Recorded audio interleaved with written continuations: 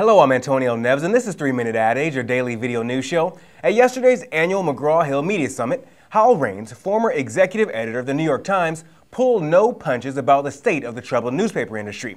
He provided his version of how newspapers sealed their doom in the digital wars. Starting in 1990, every newspaper person in the country has been to endless seminars inside and outside their own buildings about what the internet was going to do to classified advertising.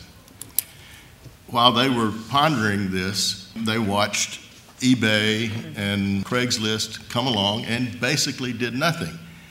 And when the revenue tripwire was hit on both classified and display retail advertising, the tub drained much more quickly. So basically, they got blindsided by a tsunami that they've been watching for 20 years build up size offshore. Mr. Raines, who spent 25 years at the Times, is now a media columnist for Conde Nast Portfolio magazine. He was asked why the New York Times doesn't link its About.com property to its main newspaper website. That is a question. Fortunately, I was fired before they bought it.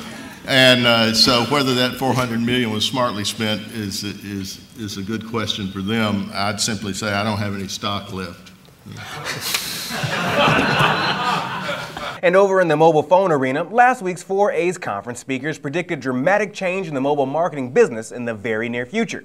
Here's what Crispin Porter and Boguski's VP, Jim Poe, had to say. I think that the whole scope of mobile is going to change pretty radically pretty soon, and I think that it's going to be pretty different from the current model of like going to different providers and trying to work across all these different platforms. I think really the iPhone was the harbinger of what's to come in mobile, because now there's a real browser interface that people can use on their mobile device, and so it's really going to be more about accessing the internet through your handheld than trying to figure out what works for this device or for that device.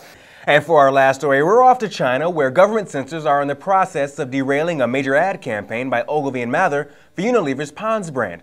Unilever hired Chinese film celebrity Teng Wei to be the advertising face of Pond's, but Miss Wei has recently starred in a sexually explicit movie entitled Lust Caution. In response, government censors have ordered TV stations to cease running the Pond's ads, which use a 1930s setting similar to that of the controversial film. Unilever China says the ads were produced and distributed in accordance with Chinese regulations.